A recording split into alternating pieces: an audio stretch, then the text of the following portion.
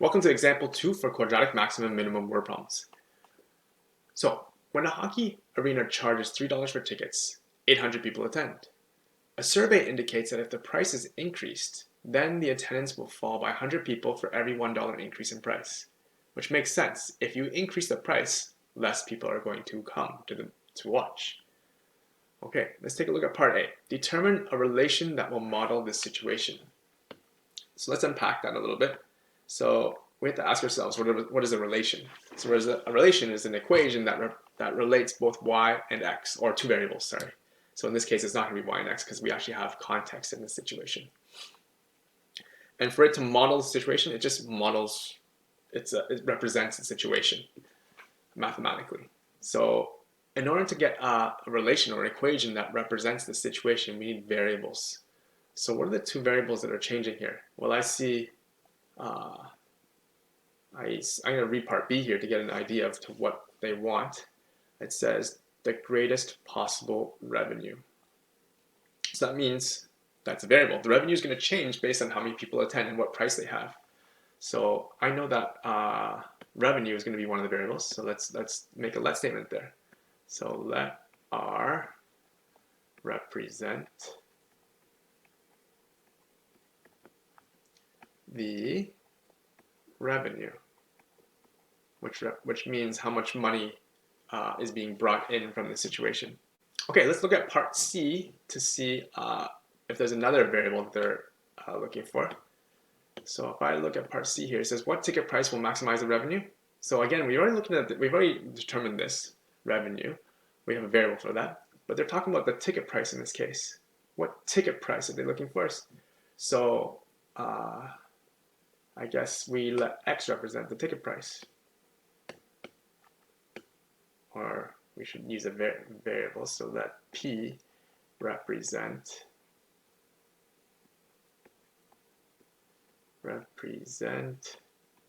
the ticket price.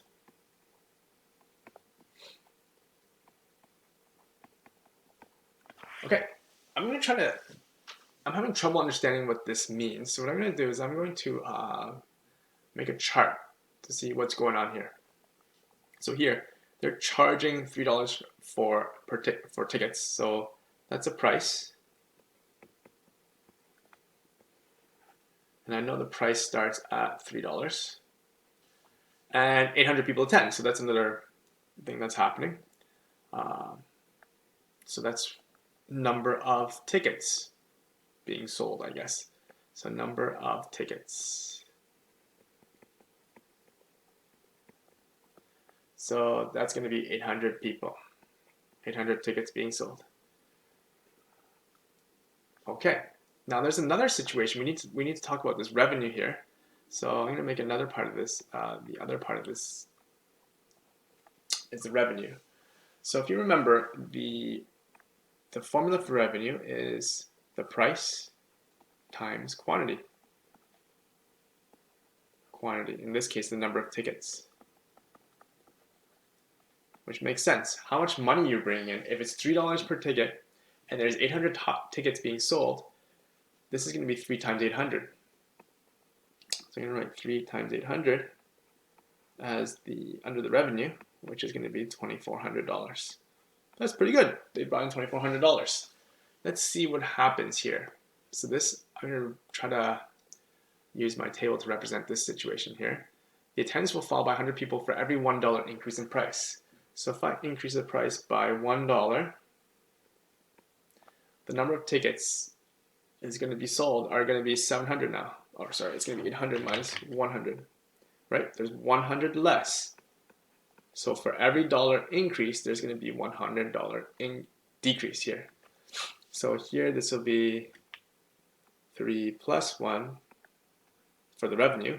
So it's going to be $4 in total times 800 minus 100. So really that's 4 times 700, which is $2,800. Not bad. They're making more money. So by raising the price, even though you get less people, the price increase actually made up for it and actually made more money. So I'm going to do this one more time. If we increase the price by $1 2 times, so really increase it by $2. And I'm making this more complicated here because it's important to show the every single step here, and you'll see why in just a second. The number of tickets normally starts off at $800, and we're going to subtract 100 twice because we've decreased the number of tickets twice. Sorry, we've increased the price twice. That means the number of tickets is going to decrease by $100 twice. So this is going to be $5 times, this is going to be 200, 600 people. 5 times 600 is going to be 3,000. And so this could continue to go on and get bigger, right? And I could be sitting here for a very long time just going by hand each and every single time. And until I find the greatest possible revenue, right? So it's very important to be able to do, this is a very important skill for part A, is to determine a relation that will model the situation. To be able to come up with an equation is very important because it helps computers think and understand. So we need to be able to communicate to computers because you guys are going to be the ones programming the computers. So let's come up with an equation here. And I don't know if you realize, but right here, there is a pattern that's emerging. We have 3 plus 1 and 800 minus 100 each time. And in fact, I could write it for this one as well. This was just a 3. 3 plus 1. We did 0 times, right? This was just, we didn't increase the price or decrease the price. That's what this represents. And as a result, we're going to have 800 tickets. We're going to subtract 100 0 times. In this situation, we added $1 once, and we subtracted $100 once. And I'm sure you can see the pattern. I'm hoping you can see the pattern here, that this 0, 1, 2, this matches this also as a 0, 1, 2. Right? And this represents and models the situation. And what we don't know that what will maximize the price is how many price increases will maximize the revenue, because we can see the revenue increasing right now from 2,400 to 2,800 to 3,000. So, well, whoopsies. What we do not know is this: how many times are we going to increase the price? 0, 1, 2, 3, 4, 5, 6, X times. I don't know how many times. And over here, as a result, there's going to be fewer people. How many times are we going to reduce it by? And so the revenue equation, revenue is price times quantity, so whatever this was times this was. So our equation is going to be 3 plus 1x times 800 minus 100x. And so that is part A. Right here, this represents the revenue. Part A is asking us for the relation between two variables, revenue and number of price increases. So we should actually start off with another let statement. Let x, because I didn't state what that was explicitly, let x represent the number of price increases. How many times are we increasing that price? Price increases. So we can now make an equation. The revenue is the price, which is starting off at $3, and goes up by X number of times, because we don't know how many times we're going to increase the price. And the quantity of tickets being sold starts off at $800 and decreases by 100 people, or 100 tickets, for each time we've increased the price. Okay? So we have done part A. using this relation here with this equation, determine the greatest possible revenue. Okay, so right here, when they're talking about the greatest, they're asking for the maximum. And if they're asking for a maximum possible revenue, and if I don't know if you guys recognize this, this is a quadratic. In what form? It's certainly not standard form, it's certainly not vertex form. This is in factored form because there's two binomials multiplying each other. So this is a very important realization to make. This is a quadratic. Quadratic.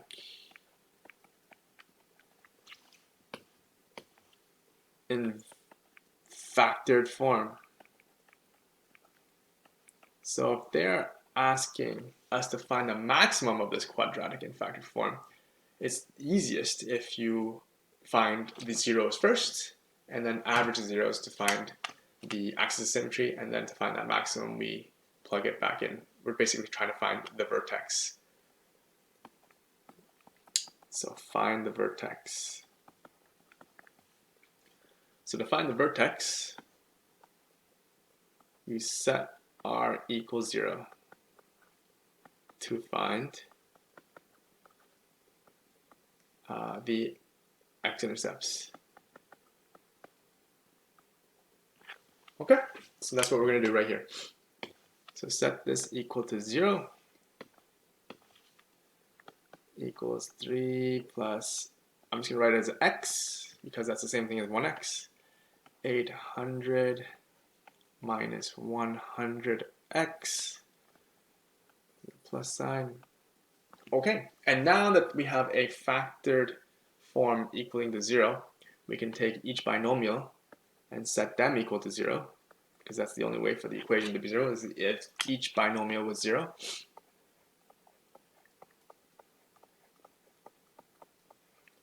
And if we solve for x here, I'm going to get rid of this plus 3 by subtracting 3 from both sides. So this becomes negative 3. And over here, I'm going to solve for x by subtracting 800 from both sides. And then solving for x here, dividing both sides by negative 100.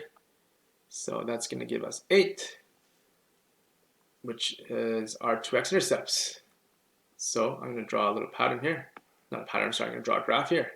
So when x is negative 3 and when x is 8, those are our two x-intercepts. And what's interesting here is, what is a negative value of x?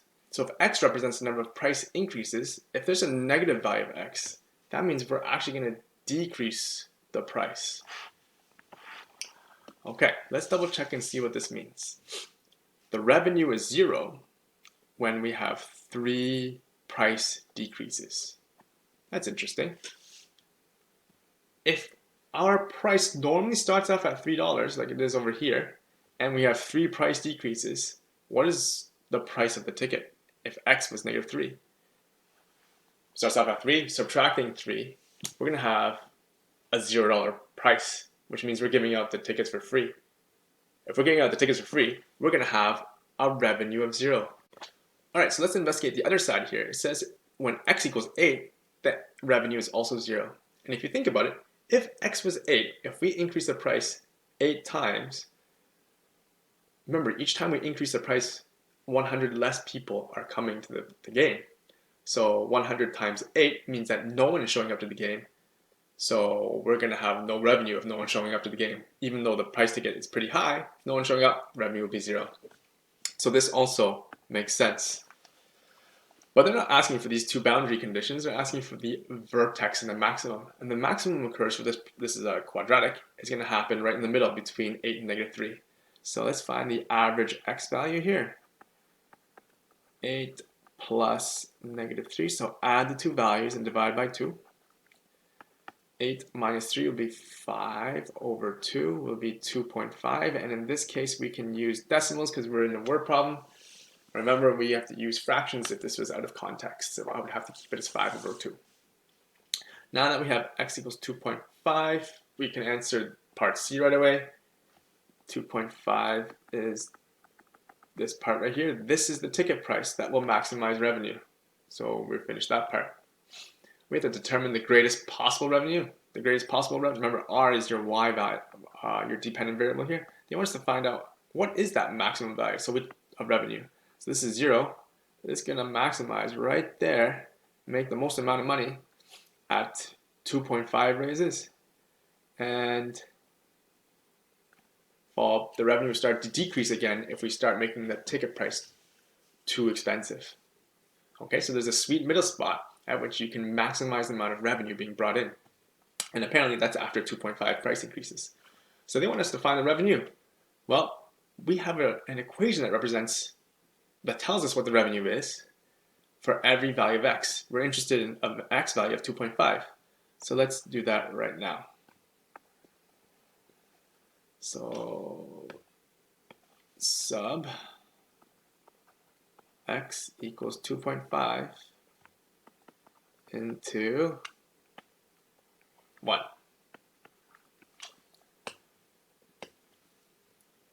So R equals 3 plus 1 times 2.5.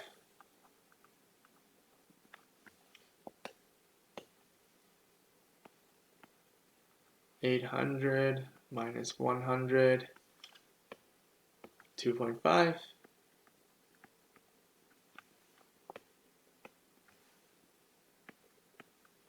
And we plug it in our calculator, I guess. So 1 times 2.5 will be 2.5. So 3 plus 2.5, which will be 5.5. Sorry, that's a bracket.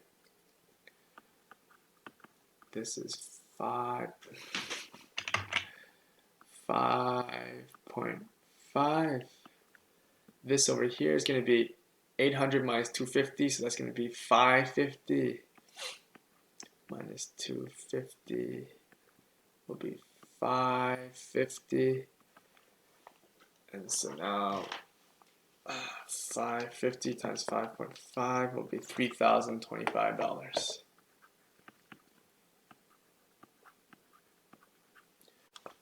Okay, so let's identify part B here. Let's actually do a therefore statement. Using the equation, determine the greatest possible revenue. And we've actually figured that out, so we can make our therefore statement. I'm going to write it over here. So part B, therefore the greatest possible revenue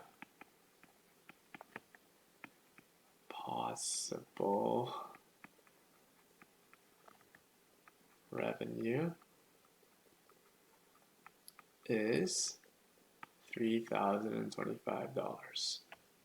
Let's look at part C here. What ticket price will maximize the revenue? So over here, this is what X is that will maximize the revenue. X is 2.5, this will maximize revenue. But remember, let's go back to our let statements. Does X represent the ticket price? No, X represents the number of price increases. So to find the price, it's actually over here. Price starts off at $3 and we're increasing the price 2.5 times. So we need to do a little bit more work to actually answer part C.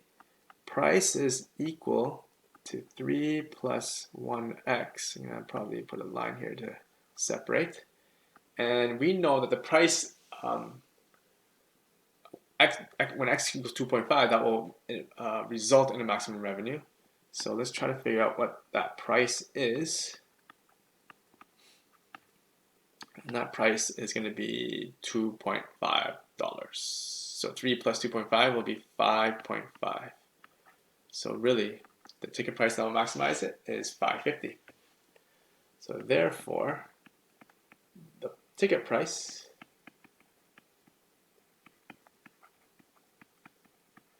of $5.50 will maximize the revenue.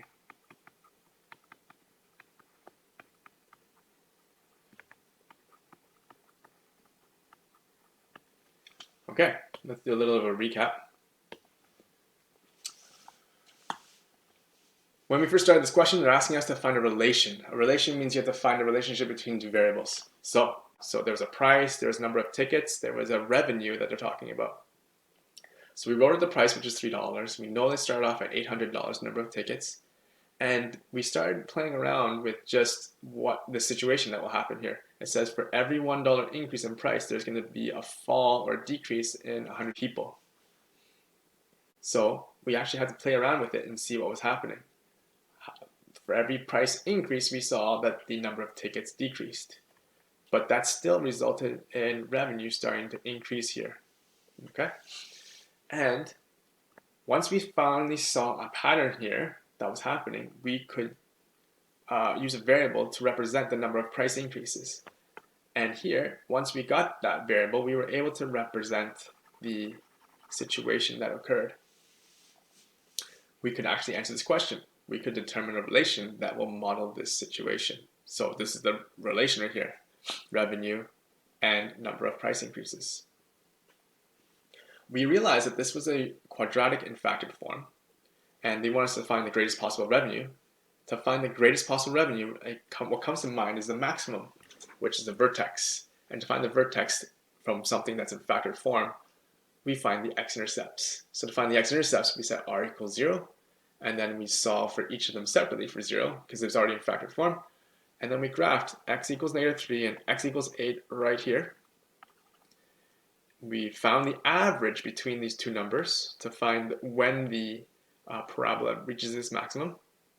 Then we substituted back into the original equation here to find out the revenue that resulted at this maximum time, and we could answer this question. The revenue was $3,025.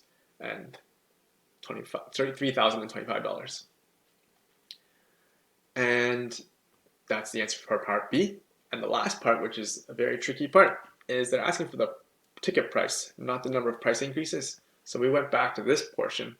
The price depends on x, which is the number of price increases, and we plugged that in to find the price, and we made our therefore statements, and that finishes off this question.